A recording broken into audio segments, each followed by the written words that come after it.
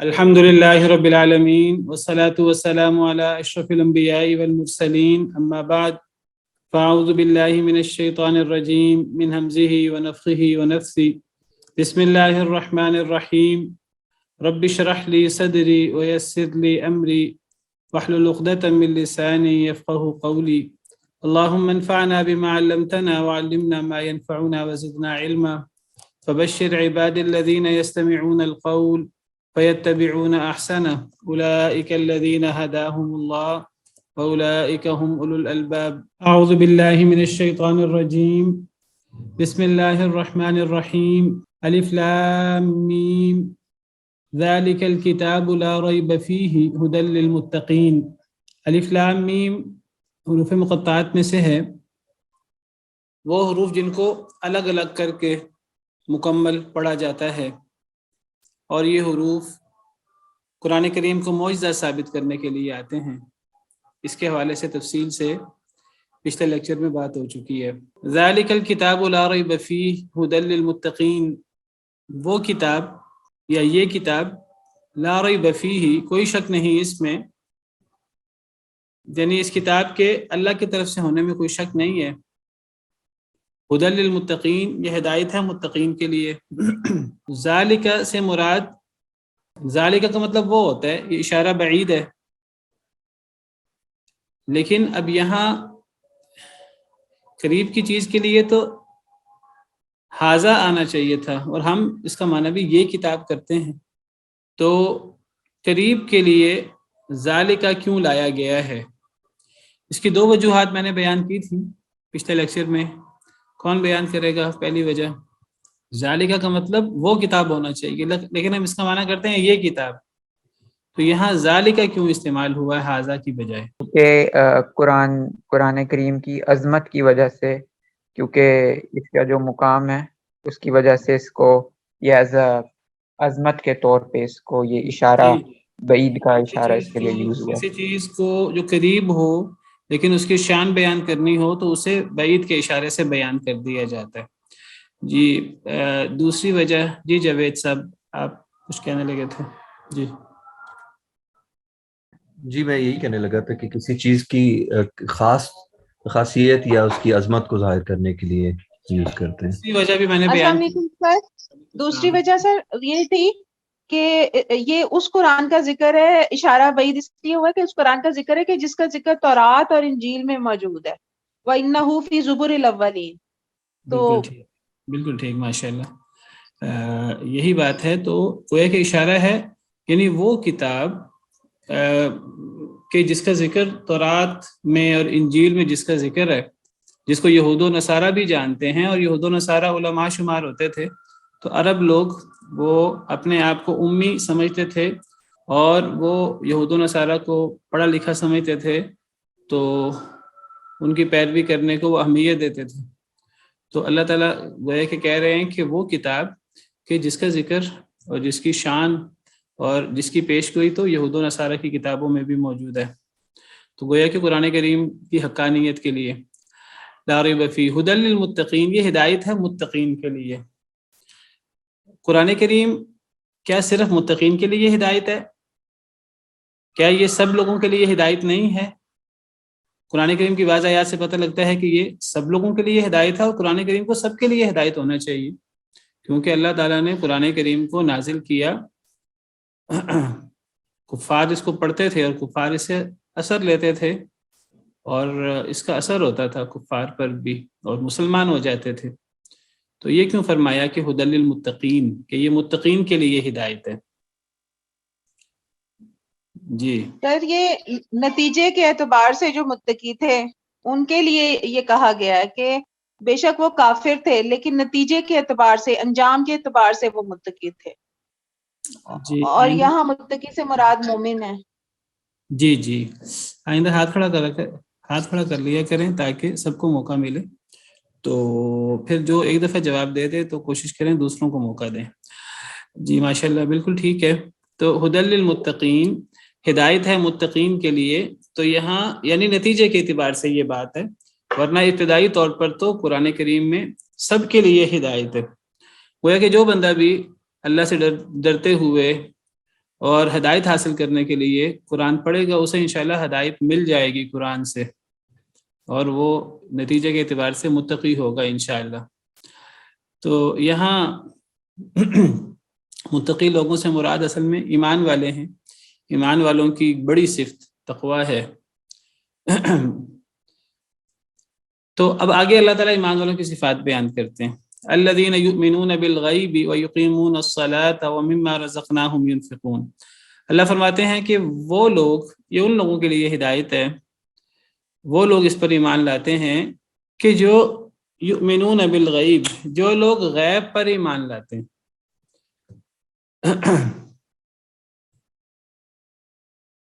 وَيُقِيمُونَ الصَّلَاةَ، اور وہ قائم کرتے ہیں نماز کو، وَمِمَّا رَزَقْنَاهُمْ يُنْفِقُونَ، اور اس سے جو ہم نے انہیں رزق دیا وہ خرچ کرتے ہیں۔ وَالَّذِينَ يُؤْمِنُونَ بِمَا أُنزِلَ إِلَيْكَ، اور وہ لوگ جو ایمان لاتے ہیں ساتھ اس کے جو نازل کیا گیا، الیک آپ کی طرف، اے اللہ کے رسول صلی اللہ علیہ وسلم، وما انزل من قبلک، اور وہ ایمان اور ساتھ اس کے جو نازل کیا گیا من قبلک آپ سے پہلے، وبالآخرۃ هم یوقنون، اور آخرت کے ساتھ وہ یقین رکھتے ہیں۔ تو یہاں اللہ تعالیٰ نے ایمان والوں کی، متقی لوگوں کی، ڈرنے والوں کی صفات بیان کی ہیں۔ کیا صفات ہیں ایمان والوں کی، متقی لوگوں کی؟ پہلی صفت جو اللہ نے بیان کی ہے وہ غیب کے ساتھ ایمان لانا، بن دیکھے ایمان لانا، یعنی جو چیز ثابت ہو جائے دین میں، قرآن سے ثابت ہو جائے، صحیح حدیث مبارکہ سے ثابت ہو جائے۔ قرآن کی حقانیت کے تو بہت سارے دلائل ہیں۔ نبی کریم صلی اللہ علیہ وسلم اللہ کے نبی ہیں، رسول ہیں، اللہ کی طرف سے آپ مبعوث کیے گئے، اس کے بہت سارے دلائل ہیں۔ تو جب کسی کے سامنے قرآن کی حقانیت ثابت ہو گئی، کسی کے سامنے نبی کریم صلی اللہ علیہ وسلم کی رسالت ثابت ہو گئی، اللہ رب العالمین کی ربوبیت اور اللہ رب العالمین کی توحید ثابت ہو گئی، تو اب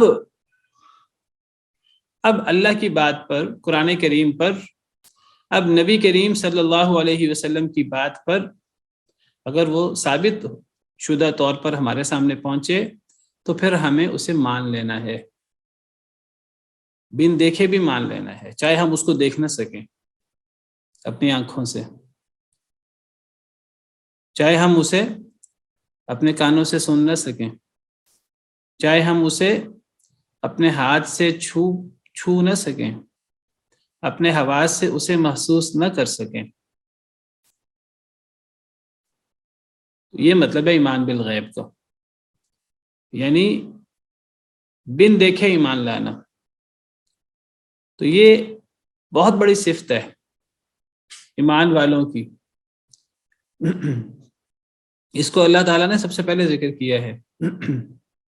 یعنی جب ایمان والا ایمان لے آتا ہے اللہ رب العالمین پر، نبی کریم صلی اللہ علیہ وسلم پر، قرآن کریم پر، تو اب قرآن کریم کی کسی آیت، کوئی آیت جو ہے وہ ایک بات کر رہی ہے، اللہ کا کوئی حکم ہے، اب پھر وہ یہ نہیں کہتا، کوئی انسان جو ایمان لاتا ہے قرآن پر، نبی کریم صلی اللہ علیہ وسلم کے فرمان پر، وہ یہ نہیں کہتا کہ میں اس بات پر یقین کیسے کر لوں، یہ کیسے ہو سکتا ہے۔ اگر اللہ تعالیٰ یہ فرما دیں کہ اللہ تعالیٰ کسی بھی شے کو کن کہیں، وہ شے پیدا ہو جاتی ہے۔ اب کوئی بندہ کہ مجھے تو بات سمجھ ہی نہیں آتی، اللہ تعالیٰ کہیں کہ اللہ تعالیٰ جو ہیں وہ بیک وقت کروڑوں، اپنی اربوں مخلوقات ہیں، اللہ ان کی بات سمجھتے بھی ہیں، اللہ ان کی حاجتیں سنتے بھی ہیں، اور اللہ ان کی حاجتیں پوری بھی کرتے ہیں۔ اب ہمیں سمجھ آئے یا نہ آئے، اللہ رب العالمین کتنے عظیم ہیں، اللہ رب العالمین کی عظمت، اللہ رب العالمین کا جلال ہماری وہ عقل میں سمائے یا نہ سمائے۔ اگر قرآن کریم میں اللہ تعالیٰ کوئی بات فرماتے ہیں، نبی کریم صلی اللہ علیہ وسلم کوئی ایسی بات فرماتے ہیں اللہ کے بارے میں، ہماری عقل چھوٹی ہے، ہماری عقل میں وہ بات نہ سمائے، ہمیں وہ چیز سمجھ نہ آئے، تو اگر ایک بات قرآن کریم میں آ گئی، بڑی واضح قرآن کریم ایک بات کی طرف رہنمائی کر رہا ہے، یا نبی کریم صلی اللہ علیہ وسلم کی صحیح حدیث مبارکہ میں ایک بات آ گئی، حدیث صحیح بھی ہے اور وہ حدیث اپنے مفہوم میں صریح بھی ہے، واضح ہے، یعنی اس حدیث سے وہی مفہوم بن رہا ہے، تو پھر اس بات کو ماننا پڑے گا، چاہے وہ ہماری عقل میں سمائے یا نہ سمائے، ہمارے حواس اس کو محسوس کر سکیں یا نہ کر سکیں۔ تو یہ بہت بڑی صفت ہے، بن دیکھے ایمان لانا۔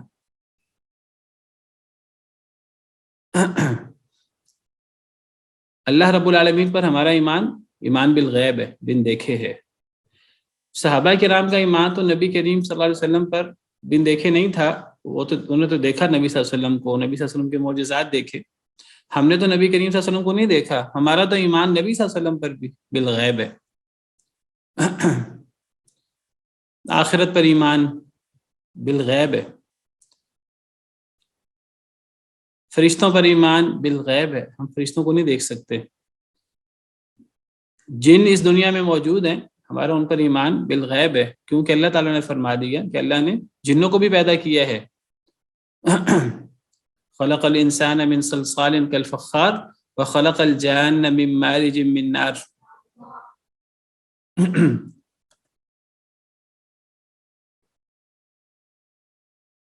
ہمارا قیامت کی نشانیوں پر، سیدنا عیسیٰ علیہ السلام کے آنے پر، دجال کے آنے پر، امام مہدی کے آنے پر، وہ جو قیامت کی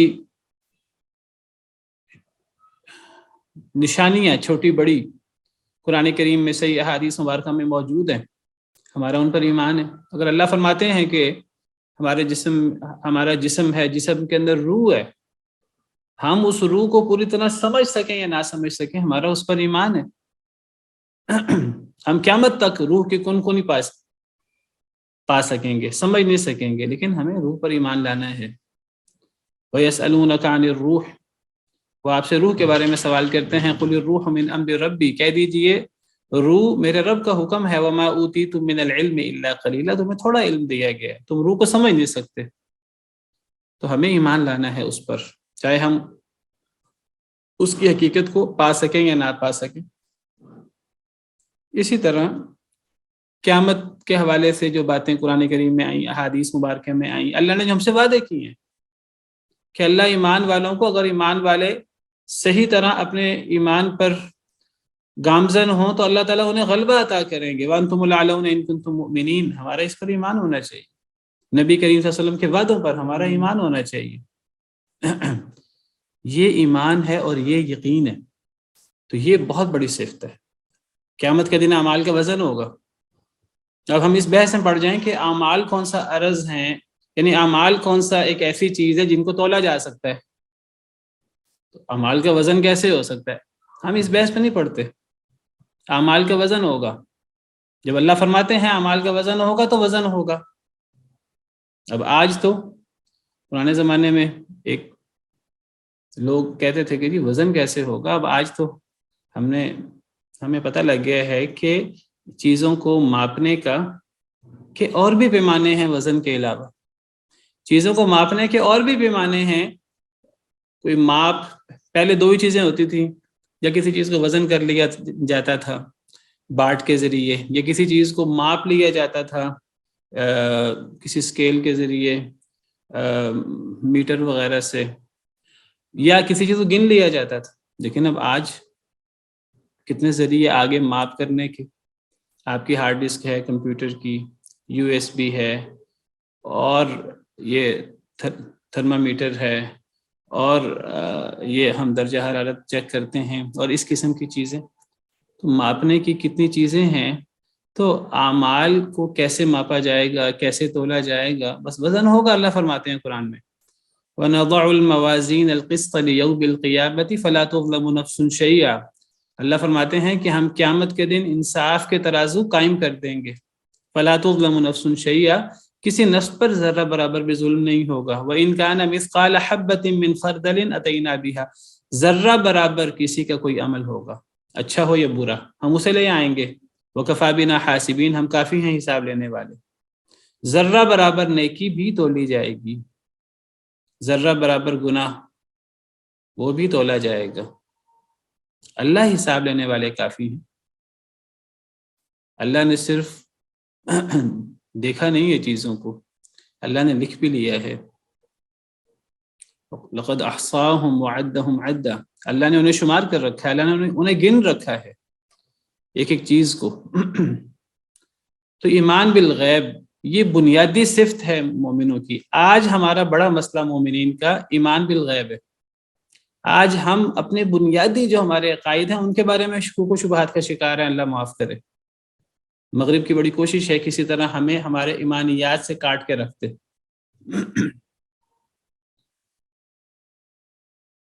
صحابہ کرام رضوان اللہ علیہم اجمعین کی تربیت یہ تھی، نبی کریم صلی اللہ علیہ وسلم کوئی بات فرماتے تھے، صحابہ کرام اس پر یقین رکھتے تھے۔ صحابہ کرام کو آگے سے چوں چرا اگر مگر یہ سوال نہیں ہوتا تھا۔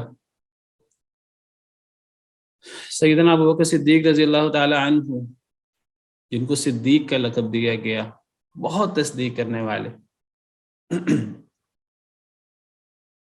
نبی کریم صلی اللہ علیہ وسلم نے فرمایا کہ میں نے تو راتوں رات بیت المقدس کا سفر کیا ہے، جو کئی مہینوں کا اس زمانے کے حوالے سے اس زمانے میں سفر ہوتا تھا، میں نے راتوں رات سفر کیا ہے۔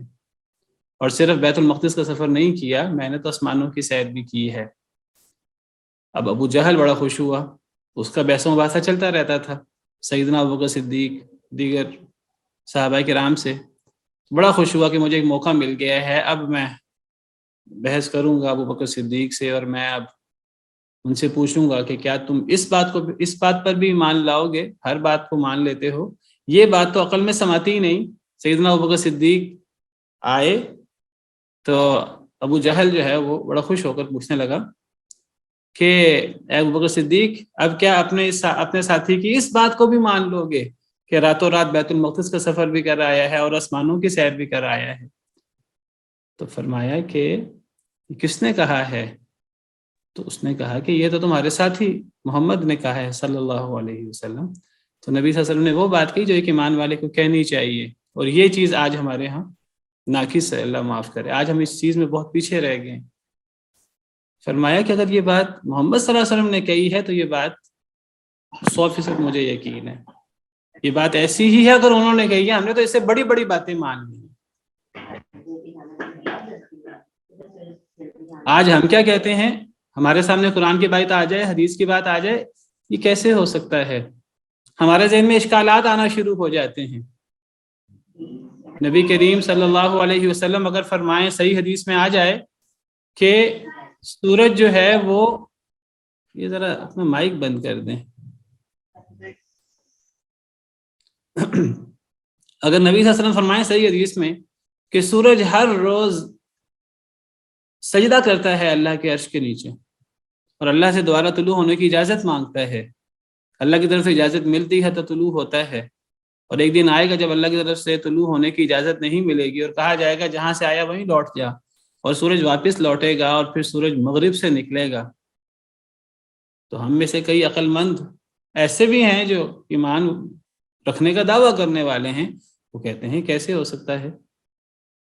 اگر کسی کو بتایا جائے کہ صحیح حدیث مبارکہ، صحیح بخاری کی حدیث ہے کہ مکھی کے ایک پر کے اندر بیماری ہے اور دوسرے پر کے اندر شفا ہے، اگر مکھی جو ہے وہ کسی کے برتن میں گر جائے تو اسے ڈبو کر پھر نکالنا چاہیے، کیونکہ ایک پر میں بیماری ہے، دوسرے پر میں شفا ہے۔ کچھ لوگ آگے سے سوال و جواب شروع کر دیتے ہیں۔ قرآن کریم کی کئی باتوں پر لوگوں کو اعتراض ہو جاتا ہے، یہ کیسے ممکن ہے؟ تو ایمان بالغیب جو ہے یہ بہت ضروری ہے کہ جب یہ بات طے ہو جائے، یہ بات سمجھ آ جائے کہ اللہ نے یہ بات فرما دی، نبی صلی اللہ علیہ وسلم نے یہ بات فرما دی ہے، تو پھر آگے کوئی کسی قسم کی بحث و مباحثہ کی چوں چرا کی گنجائش نہ ہو۔ جو لوگ ایمان بالغیب رکھتے ہیں تو اللہ تعالیٰ فرماتے ہیں کہ یہ جنتی لوگ ہیں۔ ان الذين يخشون ربهم بالغیب لهم مغفرۃ واجر کبیر، سورہ ملک میں اللہ فرماتے ہیں بے شک وہ لوگ جو بن دیکھے اللہ سے ڈرتے ہیں، اللہ کو دیکھا نہیں ہے اللہ سے ڈرتے ہیں کہ ہمارا رب ہے جو اتنی بڑی صفات والا ہے، جو اتنا عظیم ہے، جو کبریائی والا ہے، جو جلال والا ہے، جو ہمارے ہر عمل کو دیکھ رہا ہے، وہ ہمارے اعمال کو دیکھ رہا ہے، ہماری پکڑ کرنے پر قادر ہے، وہ ہمارے گناہوں کو معاف بھی کر سکتا ہے۔ تو جب اللہ کے بارے میں آپ یہ ایمان رکھیں گے تو اللہ فرماتے ہیں کہ اللہ تعالیٰ ایسے بندے کو بہت بڑا اجر دیں گے، ایسے بندے کو اللہ جنت جیسی نعمت دیں گے۔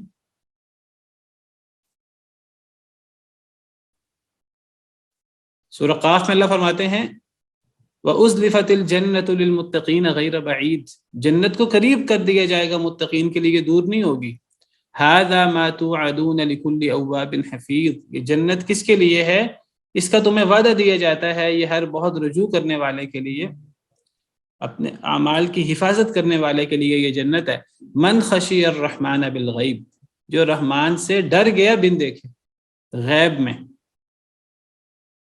جو بن دیکھے رحمان سے ڈر گیا۔ اللہ سے ڈرنا، اللہ کو دیکھا نہیں ہے، یہ بہت بڑی صفت ہے، یہ پہلی صفت ہے مومن کی۔ اللہ رسول کی بات آ جائے مومن کا سر جھک جائے، آگے سے اگر مگر کی کوئی گنجائش نہیں ہے۔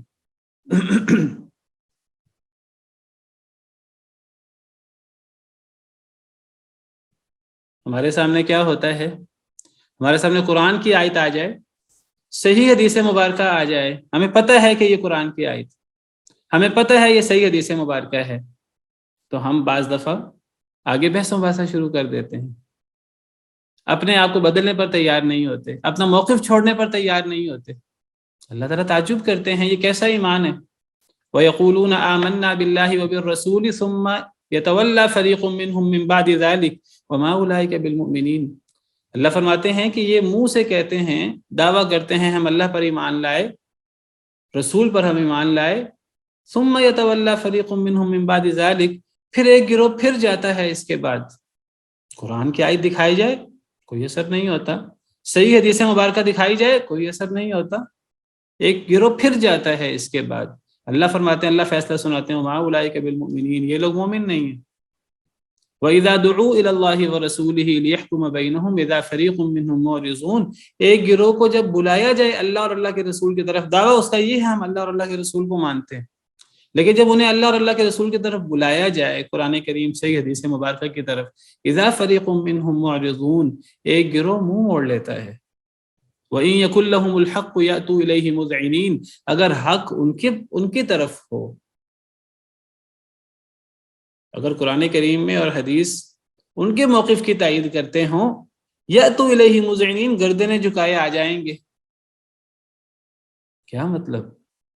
یعنی اگر قرآن و حدیث آپ کے موقف کے تائیدی ہیں تو آپ بڑے شوق سے قرآن و حدیث کو پیش کریں گے، اور اگر قرآن و حدیث آپ کے موقف کے مطابق نہیں ہیں تو آپ آگے سے پس و پیش شروع کر دیں گے، آپ منہ موڑ لیں گے۔ اللہ تعجب کرتے ہیں، سورہ نور کی آیات پڑھ رہا ہوں، افی قلوبہم مرض ام ارتابوا ام یخافون ان یحیف اللہ علیہم ورسولہ، کیا ان کے دلوں میں مرض ہے، مرض نفاق؟ ام ارتابوا، کیا یہ شک میں پڑ چکے ہیں؟ یعنی اصل مسئلہ کیا ہے؟ یقین، ایمان بالغیب نہیں ہے، یقین ختم ہو گیا ہے قرآن و حدیث پر۔ قرآن کریم موجود ہے، صحیح حدیث مبارکہ موجود ہے، لیکن انسان کا دل آمادہ نہیں ہو رہا۔ افی قلوبہم مرض، کیا ان کے دلوں میں مرض ہے؟ ام ارتابوا، یا وہ شک میں پڑ چکے ہیں، ام یخافون ان یحیف اللہ علیہم ورسولہ، یا وہ ڈرتے ہیں کہ اللہ اور اللہ کا رسول ظلم کریں گے ان پر۔ بل اولئک هم الظالمون، اللہ فرماتے ہیں یہ ظالم ہے اصل میں۔ انما كان قول المؤمنین اذا دعوا الى اللہ ورسولہ لیحکم بینہم ان یقولوا سمعنا واطعنا، مومن کا کام یہ ہے کہ جب مومن کو اللہ اور اللہ کے رسول کی طرف بلایا جائے تاکہ وہ فیصلہ کریں، مومن سر جھکا دیتا ہے۔ آج کہا جائے کہ سود اللہ رسول کے ساتھ جنگ ہے، ایمان کا دعویٰ کرنے والے پس و پیش شروع کر دیتے ہیں، ایمان کا دعویٰ کرنے والے باقاعدہ اپیلیں کرتے ہیں۔ ایمان بالغیب، شکوک و شبہات بہت زیادہ ہو گئے ہیں، ایمان بالغیب جو ہے اس کا مسئلہ ہے۔ تو پہلی صفت الذین یؤمنون بالغیب، وہ لوگ جو ایمان لاتے ہیں بن دیکھے، لیکن بن دیکھے ایمان لاتے کا ذرا صحیح مفہوم سمجھ لیجیے. اس کا صحیح مفہوم یہ ہے کہ جو چیز ثابت ہو جائے قرآن کریم سے اور صحیح حدیث مبارکہ سے اس پر ایمان لانا ہے بن دیکھے. ایک چیز ثابت نہیں ہوئی قرآن و حدیث سے تو کہنا کہ جی اس پر بن دیکھے ایمان لاؤ، یہ تو زیادتی ہے. یہ کہا جائے کہ جی بس فلاں چیز پر ایمان لاؤ. لوگ کیا کرتے ہیں، لوگ اللہ رسول کے بارے میں ایک چیز ازیوم کر لیتے ہیں اپنی طرف سے اور کہتے ہیں کہ یہ نبی صلی اللہ علیہ وسلم کا مقام ہے، یہ نبی صلی اللہ علیہ وسلم کا احترام ہے. ثابت نہیں ہوتی وہ چیز قرآن و حدیث سے، لیکن وہ کہتے ہیں کہ آپ سے عقیدت کا تقاضا یہ ہے کہ ہم اس بات کو مانیں. ان سے کہا جائے کہ تمہارے پاس اس بات کی کیا دلیل ہے، وہ کہتے ہیں ہم بغیر دلیل کے ایمان لاتے ہیں، ہمارا ایمان بالغیب ہے. ایمان بالغیب یہ نہیں ہے. ایمان بالغیب اس کو کہتے ہیں کہ جو چیز ثابت ہو جائے قرآن کریم سے صحیح حدیث مبارکہ سے، ہاں اب اس پر ایمان لائیں. ایک چیز ثابت ہی نہیں ہے تو اس پر ایمان لانا تو ایمان بالغیب نہیں ہے. لوگ کہتے ہیں نبی صلی اللہ علیہ وسلم کا سایہ نہیں ہے، مطلب بحث کرنے لگے نہیں اس مسئلے میں تو ہم دلائل میں نہیں پڑھتے. لوگ کہتے ہیں جی گنبد خضرا کا سایہ نہیں. لوگ کہتے ہیں خانہ کعبہ کے اوپر سے کوئی چیز نہیں گزرتی. کوئی بندہ بات چیت شروع کرے دلیل دینے کی، وہ آگے سے کہتے ہیں نہیں ہم نے اس بحث میں نہیں پڑھنا، یہ تو عقیدت کا مسئلہ ہے. یہ ایمان بالغیب نہیں ہے. انسان اللہ کے بارے میں، دین کے بارے میں ایک عقیدہ رکھ لے، ایک اپنے ذہن کے اندر ایک چیز رکھ لے اور اس سے کہا جائے کہ جی ہاں اب یہ اس کی کیا دلیل ہے، وہ کہتا ہے اس مسئلے میں مجھے یہ میرا عقیدت کی بنا پر. یہ ایمان بالغیب نہیں ہوتا. یہ بات یاد ہے کہ ایمان بالغیب وہ ہے کہ جو چیز دلائل سے ثابت ہو قرآن کریم سے صحیح حدیث مبارکہ سے، اب اس میں آگے پس و پیش نہیں کرنا چاہیے. یہ ایمان بالغیب اتنی بڑی چیز ہے کہ صحابہ کرام کا مقام آپ کے سامنے ہے. صحابہ کرام کا کتنا بڑا مقام ہے. ایک چیز ایسی ہے کہ صحابہ کرام 1000 درجے، لاکھ درجے، کروڑ درجے بعد والوں سے افضل ہیں. ہم یہ بحث ہی نہیں کرتے کہ بعد والے صحابہ کرام کے درجے تک پہنچ سکتے ہیں، ان کے برابر ہو سکتے ہیں. ہم اس بحث میں پڑھتے ہی نہیں. صحابہ کرام بالعموم پوری امت سے افضل ہیں. نبی صلی اللہ علیہ وسلم کا ارشاد خیر القرون قرنی. ایک چیز ایسی ہے، ایک چیز صرف، کہ جس میں بعد والے صحابہ کرام سے فضیلت لے جاتے ہیں ایک پہلو کے اعتبار سے. اس ایک پہلو سے بعد والے علی العموم صحابہ سے افضل نہیں ہو جاتے. وہ کیا پہلو ہے کہ بعد والے صحابہ سے فضیلت لے جاتے ہیں؟ ایک پہلو کے اعتبار سے. کوئی بتائے گا آپ میں سے کوئی ایسا پہلو جس پہلو میں بعد والے صحابہ کرام سے فضیلت لے جاتے ہیں؟ جی جاوید صاحب. وہ یہ بات ہے کہ بعد والے لوگوں نے نبی صلی اللہ علیہ وسلم کو دیکھا نہیں ہے لیکن ان پہ ایمان لے ہیں، جبکہ صحابہ نے ان کو دیکھا تھا اور ان پہ ایمان لائے. یہ ایمان بالغیب بالکل صحیح. نبی صلی اللہ علیہ وسلم کی حدیث ہے، آپ نے فرمایا طوبی لمن رآنی وآمن بی. اس شخص کے لیے خوش بختی ہو جس نے مجھے دیکھا اور پھر مجھ پر ایمان لایا. اور آپ نے فرمایا وطوبی 7 مرات لمن لم یرنی وآمن بی. اور اس شخص کے لیے یہ 7 دفعہ خوش بختی ہو جس نے مجھے نہیں دیکھا پھر مجھ پر ایمان لایا. نبی صلی اللہ علیہ وسلم نے فرمایا ایک وقت آنے والا ہے کہ اس میں ایمان پر عمل کرنا اور دین پر قائم رہنا وہ ہاتھ میں انگارہ پکڑنے کے مترادف ہوگا. اور آپ نے فرمایا کہ جو اس وقت اپنے دین پر صحیح طریقے سے عمل پیرا ہوگا، لوگوں کو حق کی دعوت دے گا، تو اے صحابہ وہ تم میں سے 50 لوگوں کے اجر کے برابر وہ اجر لے جائے گا. صحابہ کرام نے عرض کیا کہ وہ اپنے میں سے 50 کہ ہمارے میں سے 50؟ فرمایا تم میں سے 50 لوگوں کے برابر. یہ ایک پہلو ہے، میں ایک پہلو کے حوالے سے بات کر رہا ہوں. ہمارا اہل سنہ والجماعہ کا عقیدہ ہے کہ صحابہ کرام سے کوئی بندہ آگے بڑھ ہی نہیں سکتا. ایک پہلو کے حوالے سے بات نہ کر. ایمان بالغیب یہ اتنی بڑی چیز ہے، لیکن ایمان بالغیب کیا چیز ہے میں نے بتا دیا. وہ چیز پہلے ثابت ہونی چاہیے. وہ چیز ثابت نہ ہو پھر ایمان بالغیب نہیں ہوتا، پھر تو گھوسلہ ہے. تو پہلی صفت مومن کی ایمان بالغیب. اور آج میں نے بتایا اس پر جو ہے وہ ہمارے ہاں سوالات اٹھ رہے ہیں. ہم مسلمان لوگ یعنی بنیادی ہمارے جو ایمانیات کے مسئلے ہیں قرآن کریم سے جو چیزیں ثابت ہیں ان پر لوگ سنت کی حیثیت کے اوپر اعتراضات شروع کر دیتے ہیں، حدیث کے اوپر اعتراضات شروع کر دیتے ہیں، صحیح بخاری صحیح مسلم کے حدیث پر لوگ اعتراضات شروع کر دیتے ہیں، قرآن کریم سے ثابت ہونے والی چیزوں پر لوگ اعتراض شروع کر دیتے ہیں عجیب و غریب انداز سے. وَيُقِيمُونَ الصَّلَاةَ اور وہ نماز قائم کرتے ہیں، وَمِمَّا رَزَقْنَاهُمْ يُنْفِقُونَ اور اس سے جو ہم نے انہیں رزق دیا وہ خرچ کرتے ہیں. تو عبادات میں نماز سب سے بڑی عبادت ہے، اور یہ ایک ایسی عبادت ہے نماز کہ ہر عبادت جو ہے وہ معاف ہو سکتی ہے مسلمان سے. بعض لوگ اس عبادت کے مکلف ہیں، بعض لوگ اس عبادت کے مکلف نہیں ہیں، لیکن نماز ایک ایسی عبادت ہے اس سے کوئی بھی مستثنا نہیں. آپ دیکھ لیں کہ اسلام کے ارکان میں مثلا نماز ہے، نماز کے بعد زکوٰۃ ہے، زکوٰۃ ہر بندے پر فرض نہیں ہے، جو صاحب استطاعت ہوگا اس پر فرض ہوگی. روزہ ہے، روزہ ہر بندے پر فرض نہیں ہے، جو روزے کی طاقت رکھے گا، مریض نہیں ہوگا، مسافر نہیں ہوگا، اس پر روزہ ہے. جو روزے کی طاقت نہیں رکھتا تو اس پر روزہ فرض نہیں ہے، وہ افطار کر لے بعد میں روزہ رکھ لے یا فدیہ دے دے. حج ہے، جو صاحب استطاعت ہے اس پر حج فرض ہے. اس امت میں کتنے % لوگ ہوں گے جن پر حج فرض ہوگا؟ نماز ایک ایسی چیز ہے جو ہر بندے پر فرض ہے. جیسے ہی بندہ بالغ ہو جاتا ہے، عقل اس کے ہوش و سلامت ہے، اس پر نماز فرض ہے. نماز اس نے پڑھنی ہے، مرد ہو یا عورت ہو. مخصوص ایام میں اللہ تعالیٰ نے عورتوں سے نماز کو چھوڑ دیا ہے، لیکن ویسے نماز فرض ہے. اگر ایک بندہ نہیں پڑھ سکتا کھڑے ہو کر بیٹھ کر پڑھ لے، بیٹھ کر نہیں پڑھ سکتا لیٹ کر پڑھ لے، لیٹ کر نہیں پڑھ سکتا اشارے سے پڑھ لے، پڑھنی ضرور ہے. انسان موت کے سامنے ہے، نماز پھر بھی فرض ہے. قرآن کریم میں نماز کی تفصیلات تو بیان نہیں ہوئی، لیکن جنگ کی حالت میں دو بدو دشمن کے سامنے انسان کھڑا ہے تو نماز صلاۃ خوف کی تفصیل قرآن میں موجود ہے. صلاۃ خوف کیسے پڑھنی ہے سورہ نساء میں موجود ہے.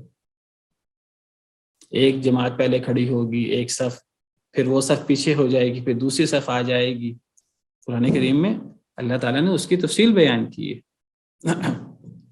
حافظوا علی الصلوات والصلاة الوسطى وقوموا للہ قانتین فإن خفتم فرجالا او رکبانا.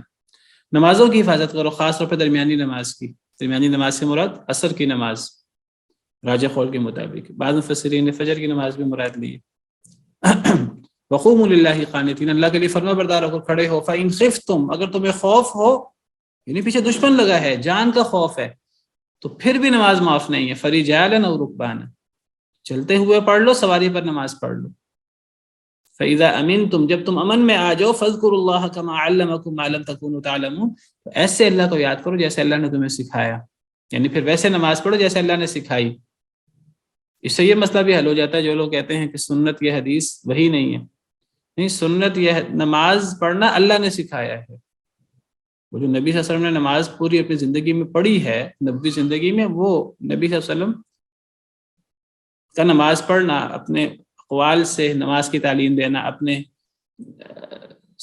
اعمال سے نماز کی تعلیم دینا، اپنی خاموشی سے صحابہ کرام نماز پڑھیں، آپ خاموش رہیں، تو یہ سارا اللہ کا سکھانا ہے.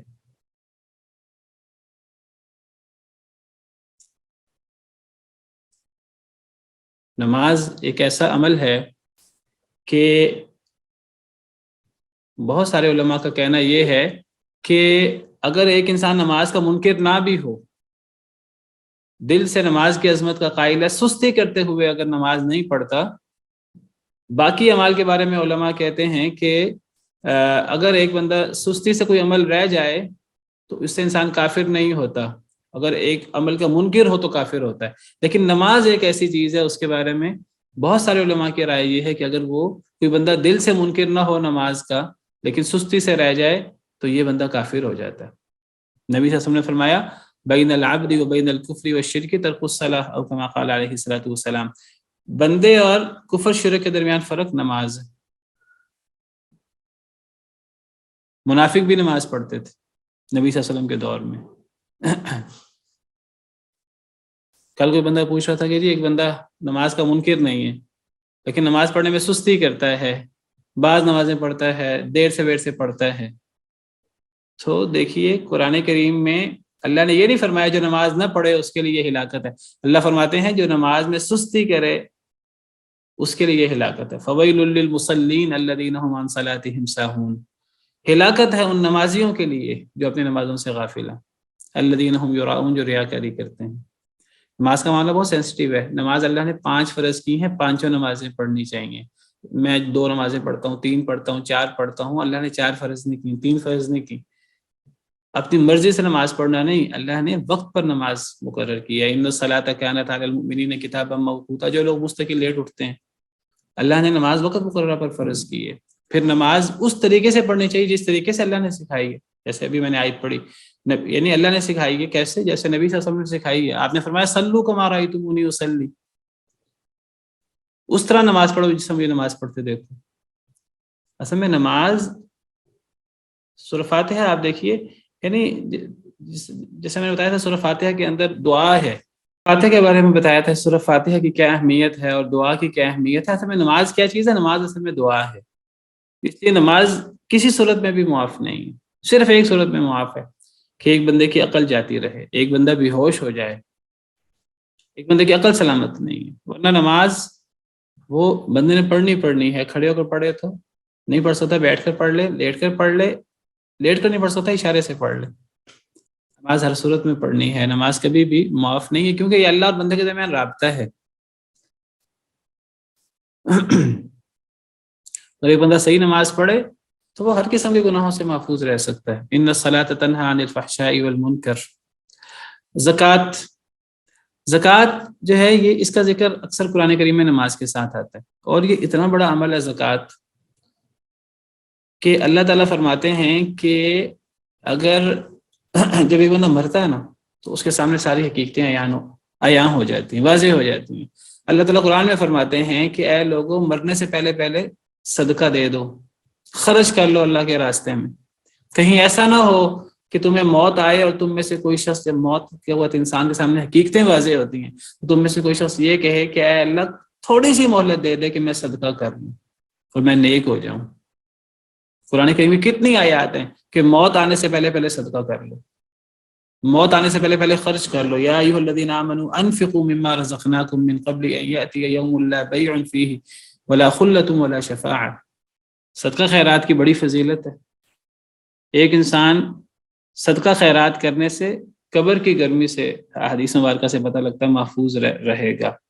ایک انسان صدقہ کرنے سے قیامت کے دن اپنے صدقے کے سائے کے تلے ہوگا.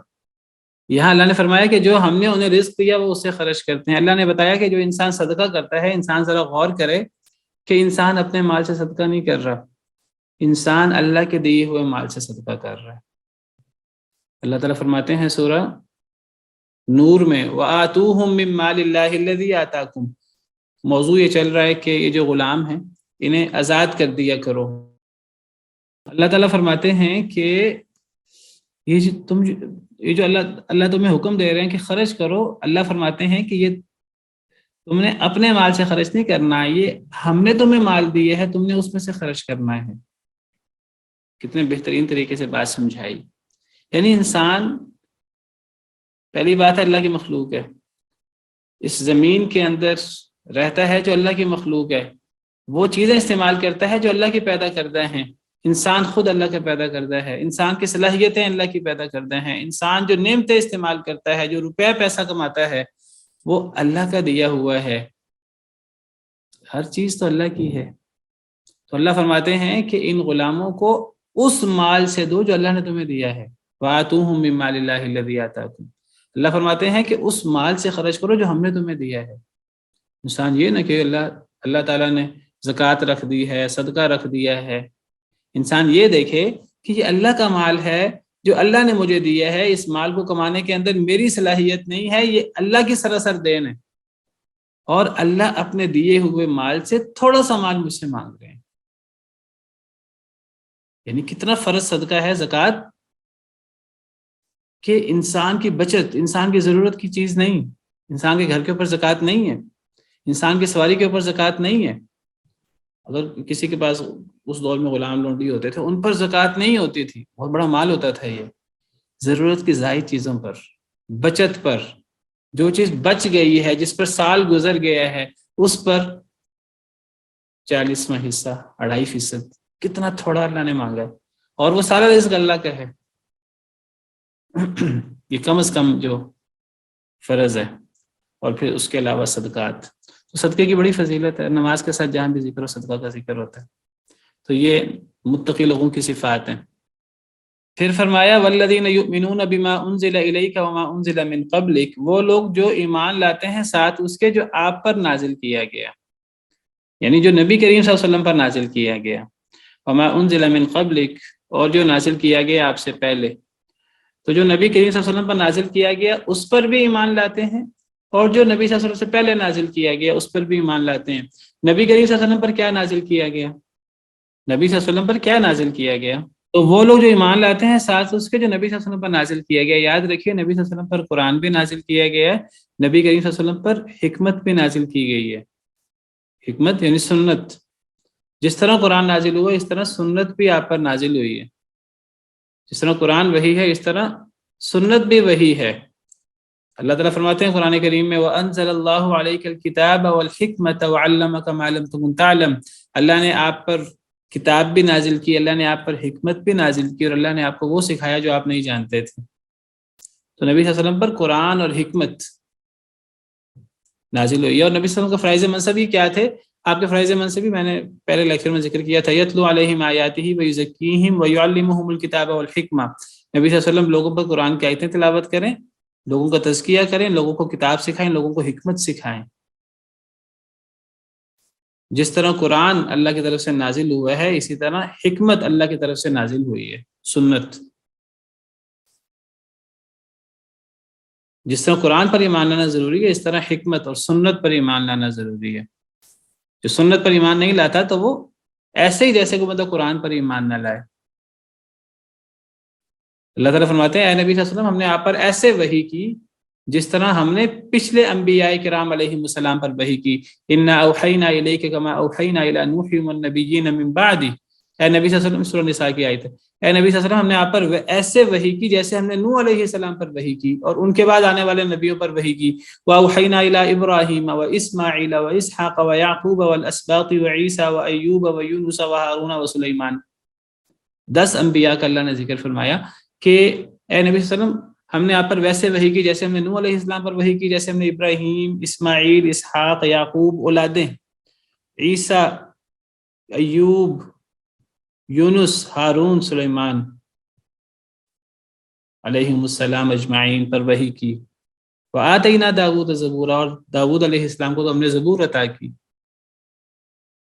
وَرُسُلًا قَدْ قَصَصْنَاهُمْ عَلَيْكَ مِن قَبْلُ، کتنے رسولوں کا ہم نے آپ پر قصہ بیان کر دیا، وَرُسُلًا لَمْ نَقْصُصْهُمْ عَلَيْكَ، اور کتنے رسولوں کا ہم نے آپ پر قصہ بیان نہیں کیا، ان پر بھی ہم نے وحی کی تھی، آپ پر ہم نے اسی طرح وحی کی ہے۔ وَكَلَّمَ اللَّهُ مُوسَىٰ تَكْلِيمًا، اور موسیٰ علیہ السلام سے تو اللہ نے کلام فرمایا۔ تو اللہ تعالیٰ نے 11-12 انبیاء کا ذکر کیا، اور اللہ نے فرمایا بہت سارے نبیوں کو تو ہم نے ذکر کر دیا، بہت سارے نبیوں کا ہم نے ذکر ہی نہیں کیا۔ تو نبی صلی اللہ علیہ وسلم پر وحی ہوئی ہے ان سارے انبیاء کرام علیہ السلام کی طرح۔ سورہ نساء کی آیت ہے، اور یہ وہ آیت ہے امام بخاری صحیح بخاری کے شروع میں انہوں نے پہلے باب میں انہوں نے ترجمۃ الباب میں یہ آیت پیش کی ہے۔ وہ باب ہے کہ وحی کی ابتدا کیسے ہوئی، امام بخاری وہاں ثابت کرتے ہیں کہ وحی قرآن بھی ہے اور وحی سنت بھی ہے اس آیت کریمہ سے۔ کیسے؟ وہ کہتے ہیں اللہ قرآن میں فرما رہے ہیں اے نبی صلی اللہ علیہ وسلم ہم نے آپ پر وحی کی جیسے ہم نے نوح علیہ السلام پر وحی کی۔ میرا آپ سے سوال ہے نوح علیہ السلام پر کون سی کتاب نازل ہوئی؟ پھر اللہ فرماتے ہیں کہ جیسے ہم نے ابراہیم علیہ السلام پر وحی کی، اسماعیل، اسحاق، یعقوب ان اولادیں، چلیں ابراہیم علیہ السلام کے بارے میں کہا جا سکتا ہے صحف ابراہیم، حالانکہ وہ صحیفے ہیں۔ اسماعیل علیہ السلام پر کون سی کتاب نازل ہوئی؟ اسحاق علیہ السلام پر کون سی کتاب نازل ہوئی؟ یعقوب علیہ السلام پر کون سی کتاب نازل ہوئی؟ وعیسیٰ، عیسیٰ پر انجیل نازل ہوئی۔ وایوب ویونس وہارون وسلیمان، ایوب علیہ السلام پر کون سی کتاب نازل ہوئی؟ یونس علیہ السلام پر کون سی کتاب نازل ہوئی؟ ہارون علیہ السلام پر کون سی کتاب نازل ہوئی؟ سلیمان علیہ السلام پر کون سی کتاب نازل ہوئی؟ پھر اللہ تعالیٰ صرف ان کا، پھر اللہ تعالیٰ حضرت داؤد کا ذکر کرتے ہیں، ان پر زبور نازل ہوئی. تو چلیں حضرت عیسیٰ، حضرت داؤد، حضرت موسیٰ وغیرہ کی طرح ان کی تو کتابیں ہیں، ان کی طرح بھی وحی کی، اور اللہ نے دیگر انبیاء کا ذکر بھی کیا. ان کی کتابوں کا ہمیں نہیں پتہ. تو نبی صلی اللہ علیہ وسلم پر ان سب انبیاء کی طرح وحی ہوئی ہے، کتابی وحی بھی ہوئی ہے، غیر کتابی وحی بھی ہوئی ہے. یہ سب آپ پر نازل ہوا ہے. ایمان والا وہ ہے، متقی وہ ہے، مومن وہ ہے جو نبی صلی اللہ علیہ وسلم پر جو نازل ہوا اس پر ایمان لائے، وہ خواہ وہ قرآن ہو خواہ وہ سنت ہو. ہاں صحیح سند سے ثابت ہونی چاہیے. جو ان دونوں میں سے کسی کا انکار کر دے، قرآن کا انکار کر دے، یہ بھی کفر ہے. جو سنت کا انکار کر دے یہ بھی کفر ہے. جو قرآن کی ایک آیت کا انکار کر دے یہ بھی کفر ہے. جو سنت کا انکار کر دے، کسی ایک حدیث مبارکہ کا جو صحیح سند سے ثابت ہے اس کا انکار کر دے، تو بہت سینسٹیو بات ہے. وہ لوگ جو ایمان لاتے ہیں ساتھ اس کو جو نازل کیا گیا آپ کی طرف، وما انزل من قبلک، اور اس پر بھی ایمان لاتے ہیں جو آپ سے پہلے نازل کیا گیا. نبی صلی اللہ علیہ وسلم سے پہلے کیا نازل کیا گیا؟ یہی جس کا میں نے ذکر کیا ابھی آپ کے سامنے، پچھلی کتابیں اور پچھلے نبیوں پر ہونے والی وحی، پچھلے نبیوں پر جو بھی اللہ نے نازل کیا. ہمارے لیے نبی صلی اللہ علیہ وسلم پر اترنے والی وحی قرآن اور سنت پر بھی ایمان لانا ضروری ہے، اور پچھلے انبیاء کرام علیہ السلام پر اترنے والی وحی خواہ وہ کتابی صورت میں ہو خواہ وہ غیر کتابی صورت میں ہو، ہمیں اس پر بھی ایمان لانا ضروری ہے. اگر ہم میں سے کوئی بندہ یہ سمجھتا ہے کہ سیدنا اسماعیل علیہ السلام پر کچھ نازل نہیں ہوا، اللہ تعالیٰ کہتے ہیں وہ نبی تھے، رسول تھے، ہم کہ نہیں وہ نبی رسول نہیں تھے، ان پر رسالت نازل نہیں ہوئی، ان کو اللہ نے کوئی وحی نازل نہیں کی، کفر ہے. بالکل ایسے کفر ہے جیسے نبی صلی اللہ علیہ وسلم پر ایمان نہ لانا. ادریس علیہ السلام کا ذکر کیا اللہ نے قرآن میں، وَاذْكُرْ فِي الْكِتَابِ إِدْرِيسَ إِنَّهُ كَانَ صِدِّيقًا نَبِيًّا وَرَفَعْنَاهُ مَكَانًا عَلِيًّا. کوئی بندہ سیدنا ادریس علیہ السلام کی نبوت کا انکار کر دے، کفر ہے. جو کچھ اللہ تعالیٰ نے پچھلے انبیاء کرام علیہ السلام پر خواہ کتاب کی صورت میں نازل کیا خواہ کتاب کے علاوہ نازل کیا، اس پر ہمیں ایمان لانا ضروری ہے. اللہ تعالیٰ فرماتے ہیں سورہ بقرہ میں، قولوا آمنا باللہ وما انزل الینا وما انزل الی ابراہیم واسماعیل واسحاق ویعقوب والاسباط وعیسیٰ وایوب وما اوتی موسیٰ وعیسیٰ وما اوتی النبیون من ربہم. کہہ دو اے لوگو، سب کہہ دو، آمنا باللہ، ہم اللہ پر ایمان لائے، وما انزل الینا، اور جو کچھ ہم پر نازل ہوا، یعنی ہم پر بطور مسلمان، یعنی ہمارے نبی صلی اللہ علیہ وسلم پر قرآن اور سنت. وما انزل الینا وما انزل الی ابراہیم و اسماعیل، اور جو ابراہیم، اسماعیل، اسحاق، یعقوب ان کی اولادوں پر جو نبی تھے جو ان پر نازل ہوا، اس سب پر ہم ایمان رکھتے ہیں. وما اوتی موسیٰ و عیسیٰ، جو موسیٰ اور عیسیٰ دیے گئے اس پر بھی ہم ایمان رکھتے ہیں. وما اوتی النبیون من ربہم، جو دیگر انبیاء کرام علیہ السلام کو دیا گیا ہم اس پر بھی ایمان لاتے ہیں. پچھلے انبیاء کرام علیہ السلام پر جو کتابیں اتری ہم ان کتابوں پر بھی ایمان لاتے ہیں. پچھلے انبیاء کرام علیہ السلام جن پر کتابیں نہیں اتری ہم اس پر بھی ایمان رکھتے ہیں کہ اللہ نے انہیں نبی بنایا، اللہ نے انہیں رسول بنایا، اللہ نے ان پر وحی نازل کی. مثلا قرآن کریم میں ہے حضرت موسیٰ علیہ السلام کے بعد ایک نبی تھے، تو ان سے لوگوں نے کہا کہ ہمارے لیے ایک بادشاہ مقرر کریں، دوسرے پارے کے آخر میں موجود ہے. تو ان نبی نے اللہ کے حکم سے اس قوم پر طالوت علیہ السلام کو بادشاہ مقرر کر دیا. اب وہ اللہ کے نبی تھے اور انہوں نے اللہ کے حکم سے طالوت کو بادشاہ مقرر کر دیا. اللہ کی وحی سے، اللہ کے حکم سے ہمارا اس وحی پر ایمان ہونا چاہیے کیونکہ اس کا ذکر قرآن میں موجود ہے. تو جس طرح نبی صلی اللہ علیہ وسلم پر ایمان لانا ہے، آپ پر اترنے والی وحی پر ایمان لانا ہے، پچھلے انبیاء و رسول پر سب پر ایمان لانا ضروری ہے. جن کا نام بتایا گیا ان پر بائی نیم ایمان لانا ضروری ہے، جن کا نام نہیں بتایا گیا ان پر بالعموم اجمالاً ایمان لانا ضروری ہے. یعنی اب ہم یہ نہیں کہہ سکتے اللہ تعالیٰ نے 25 انبیاء کا ذکر کیا، یہ جتنے انبیاء کا قرآن میں ذکر ہے بائی نیم، ہم ان پر ایمان رکھتے ہیں انبیاء و رسول، باقیوں کے بارے میں ہمیں نہیں پتا. نہیں، اللہ قرآن میں فرماتے ہیں وَرُسُلًا قَدْ قَصَصْنَاهُمْ عَلَيْكَ مِنْ قَبْلُ وَرُسُلًا لَمْ نَقْصُصْهُمْ عَلَيْكَ. بہت سارے رسولوں کا ہم نے آپ پر قصہ بیان کر دیا ہے اور بہت سارے رسولوں کا ہم نے قصہ نہیں بیان کیا، اور بہت سارے انبیاء و رسول تھے. ہمیں ان کا نام آتا ہے کہ نہیں آتا، ہمیں ان پر ایمان لانا ہے. کہ اللہ کے اور بھی انبیاء تھے، اور بھی رسول تھے. اللہ نے اپنے انبیاء، اپنے رسول پر کتابیں نازل کی. ہمیں ان کتابوں کا نام پتہ ہے کہ نہیں پتہ؟ ہمیں اس پر ایمان لانا ہے. ہاں بس ایمان کا فرق ہوگا. جس کی جتنی تفصیل کا پتہ ہوگا اس پر اتنا ایمان لائیں گے. ہمارے لیے جس طرح نبی صلی اللہ علیہ وسلم پر اور آپ پر اترنے والی کتاب پر ایمان لانا ضروری ہے، اس طرح دیگر انبیاء کرام علیہم السلام پر بھی اور ان پر اترنے والی کتب پر ایمان لانا ضروری ہے. جن پر کتابیں اتری ان پر، جن پر کتابیں نہیں اتری ان پر جو وحی بھی اتری اس پر ہمیں ایمان لانا ضروری ہے. اللہ تعالیٰ فرماتے ہیں کہ وَمَن يَكْفُرْ بِاللَّهِ وَمَلَائِكَتِهِ وَكُتُبِهِ وَرُسُلِهِ وَالْيَوْمِ الْآخِرِ فَقَدْ ضَلَّ ضَلَالًا بَعِيدًا. جو اللہ کے ساتھ کفر کرے، اللہ کے فرشتوں کے ساتھ کفر کرے، سب فرشتوں کا کفر کرے، یا کسی ایک فرشتے کے ساتھ کفر کرے، وَكُتُبِهِ اللہ کی کتابوں کے ساتھ جو کفر کرے، سب کتابوں پر یا کسی ایک کتاب پر، وَرُسُلِهِ اللہ کے رسولوں پر، سب رسولوں پر یا کسی ایک رسول کے ساتھ کفر کرے، وَالْيَوْمِ الْآخِرِ اور آخرت کے دن پر. آخرت کے دن اور اس سے متعلق جو باتیں قرآن و سنت میں آئی ہیں صحیح سند کے ساتھ، ان کی نشانیاں اور ان میں ہونے والے اعمال، جنت جہنم، جہنم کی سزائیں، جنت کی نعمتیں، جو کچھ کتاب و سنت میں ثابت ہے، جو کفر کرے ان چیزوں کے ساتھ، وَالْيَوْمِ الْآخِرِ فَقَدْ ضَلَّ ضَلَالًا بَعِيدًا وہ دور کی گمراہی میں جا پڑا. تو جس طرح سب نبیوں پر، سب رسولوں پر ایمان لانا ضروری ہے، کسی ایک کا انکار سب کا انکار ہے. سب فرشتوں پر ایمان لانا ضروری ہے. جو جبریل کا دشمن ہے وہ سب فرشتوں کا دشمن ہے اور وہ اللہ کا دشمن ہے، نعوذ باللہ. سب رسولوں پر، سب کتابوں پر ایمان لانا ضروری ہے. کسی ایک نبی کا انکار، کسی ایک کتاب کا انکار، کسی ایک وحی کا انکار، کسی ایک آیت کا انکار، کسی ایک ثابت شدہ سنت کا انکار، یہ کفر ہے. سب. باقی میں کہہ رہا تھا کہ ایمان کس طرح ہوگا، جتنا ہم تک وہ پہنچی ہیں، جس تفصیل کے ساتھ. قرآن ہم تک تفصیل کے ساتھ پہنچا ہے، سنت ہم تک تفصیل کے ساتھ پہنچی ہے، ہم اس پر جو صحیح سند سے ثابت ہے ہم اس پر ایمان لاتے ہیں تفصیل کے ساتھ. پچھلی کتابیں اور پچھلے نبیوں کی تعلیمات ہم پر وہ صحیح سند کے ساتھ پہنچی نہیں ہیں. ہمیں ان کے بارے میں حکم یہ ہے کہ ہم ان کی تصدیق اور تکذیب نہ کریں. بیان کر دے تو کوئی حرج نہیں ہے. حدثوا عن بنی اسرائیل ولا حرج ولکن لا تصدقوهم ولا تکذبوهم.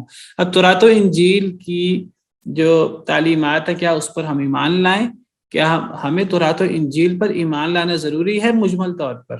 ان کی تعلیمات میں ہم کسی کتاب تورات و انجیل کی کسی تعلیم کا ہم بیان کر سکتے ہیں، اس کو تورات میں یہ لکھا ہے، انجیل میں یہ لکھا ہے، اگر وہ لکھا ہو اس میں، لیکن اس کی تصدیق تکذیب نہیں کر سکتے. اور تصدیق تکذیب کیوں نہیں کر سکتے اس کی وضاحت موجود ہے. اگر تصدیق کریں گے ممکن ہے وہ تحریف شدہ بات ہو، کیونکہ یہ بات ثابت ہے قرآن کریم سے، سنت سے، کہ اس میں تحریف ہو گئی ہے. تو اگر ہم تصدیق کر دیں گے کہ یہ تورات کی آیت ہے، اللہ کی طرف سے نازل ہے، ممکن ہے کہ وہ تورات کی آیت نہ ہو، وہ خود شامل کی گئی ہو. اور اگر ہم اس کا انکار کر دیں کہ ممکن ہے کہ وہ تحریف شدہ نہ ہو، ممکن ہے وہ اللہ کی طرف سے ہو، نہ تصدیق کر سکتے ہیں، نہ تکذیب کر سکتے ہیں، بیان کر سکتے ہیں. استدلال کی بنیاد نہیں ہو سکتی تورات و انجیل. ہاں تورات و انجیل کی وہ بات جس کا ذکر قرآن میں آ گیا، سنت میں آ گیا، اس پر تو ہم ایمان بھی لائیں گے. جیسے قرآن میں ہے کہ یہود پر اللہ نے لکھا تھا کہ جان کے بدلے جان، آنکھ کے بدلے آنکھ، کان کے بدلے کان. اللہ نے بنی اسرائیل پر لکھا تھا کہ جس نے ایک جان کو قتل کیا اس نے سب کو قتل کیا، جس نے ایک کو بچایا اس نے سب کو بچایا. یہ بات تو بنی اسرائیل میں اللہ نے لکھی تھی، سورہ مائدہ میں موجود ہے. وبالآخرۃ هم یوقنون اور آخرت پر وہ یقین رکھتے ہیں. تو آخرت سے مراد قیامت اور قیامت سے متعلقہ جتنی چیزیں ہیں اس پر مومن ایمان رکھتے ہیں. قیامت پر ایمان ایک ایسی چیز ہے کہ اگر ہمارا صحیح طریقے سے قیامت پر ایمان ہو، ہمارا صحیح طریقے سے قیامت پر ایمان نہیں ہے. میں پہلے بھی ذکر کر چکا ہوں، قیامت پر ایمان لانے سے مراد یہ نہیں کہ میں منہ سے کہوں میں قیامت پر ایمان رکھتا ہوں. میرا صرف منہ سے کہنا کافی نہیں ہے، میرا عمل بول کر بتاتا ہے کہ میں قیامت پر ایمان رکھتا ہوں کہ نہیں رکھتا. ایک بندہ منہ سے 1000 دفعہ کہ میں قیامت پر ایمان رکھتا ہوں، وہ سود جو اللہ رسول کے ساتھ جنگ ہے، اگر وہ سود سے بچتا نہیں ہے، یہ کیسا قیامت پر ایمان ہے؟ ایک بندہ اللہ اور اللہ کے رسول کی صریح خلاف ورزی کر رہا ہے، وہ 100 دفعہ کہ 1000 دفعہ کہ میں آخرت پر ایمان رکھتا ہوں، یہ کیسا ایمان ہے کہ انسان جو ہے وہ اللہ کے نافرمانی والے کام کر رہا ہے. تو جن لوگوں کی یہ صفات ہیں، اولئک علی ھدی من ربہم، یہی لوگ ہیں جو اپنے رب کی طرف سے ہدایت پر ہیں. فاولئک هم المفلحون، یہی لوگ ہیں جو کامیاب ہیں۔ کامیاب یہ لوگ ہیں، یہ دنیا کی کامیابیاں، دنیا کی نعمتیں، یہ کامیابی نہیں ہے، اصل کامیابی یہ ہے جن کی یہ صفات ہیں۔ سبحان ربک رب العزت عما یصفون وسلام علی المرسلین والحمد للہ رب العالمین۔